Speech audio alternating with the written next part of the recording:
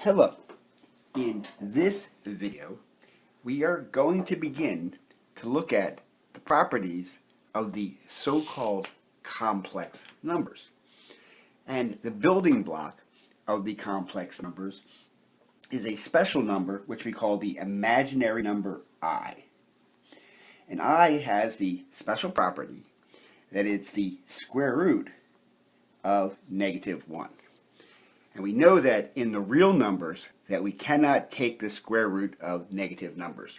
So the imaginary number is not real. As a point of notation, it is common to use the letter I in mathematics and in chemistry. Engineers, on the other hand, use the letter J to mean exactly the same number. So if you see a textbook that uses lots of J's, that's just an engineering textbook. Now, an interesting property of the imaginary number is that we can square it. So, just using our ordinary definitions of exponents, we see that if I square I have I times I. So I can write out what this means as -1 times square root of -1. And using the definition of the square root, if I multiply the square root of -1 times the square root of -1 by the definition of the square root, I get a value of -1. So I squared is equal to -1. I can continue the process with I cubed, I to the third power. And again, just using the definition of cubing, this is equal to I times I times I. And we can use the associative law, we can group so that we get I times I is I squared. And we have one I left over. So I have I squared times I.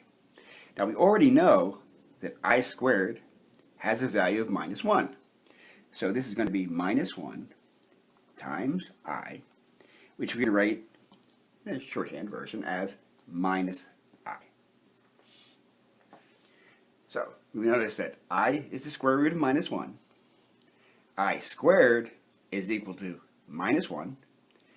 I cubed is equal to -I. So let's see what happens if we continue the process with I to the fourth power. As we'd expect, this is going to equal I times I times I times I. I. And again, we can group the factors as follows. So I see that here I have an I squared. Here I have an I squared as a factor. So again, using the fact that we've already determined that I squared equals -1, we have -1 times -1 equals +1. So this is important. Now, if we continue the factors, I'll just show this one more time to show that we've determined all the possible values, because if I try I to the fifth power, right away we can see that we can write this as I to the fourth power times I. And we already know that I to the fourth power is equal to 1.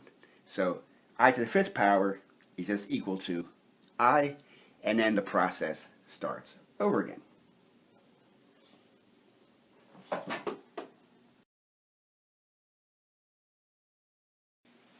Now that we are more familiar with the imaginary number and its powers, we can talk about the so-called complex numbers.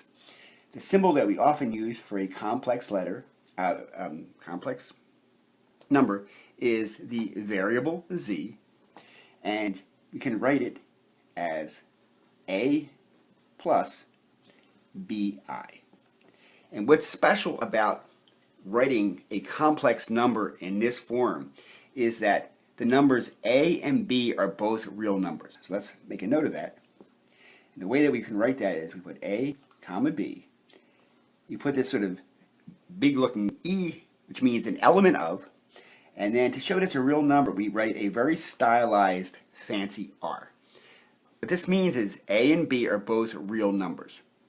So A is a real number, and then B is a real number that's multiplied times I, the imaginary number. So what we say is that the A is the real part of the complex number.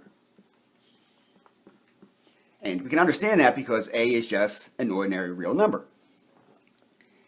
B we call the imaginary part.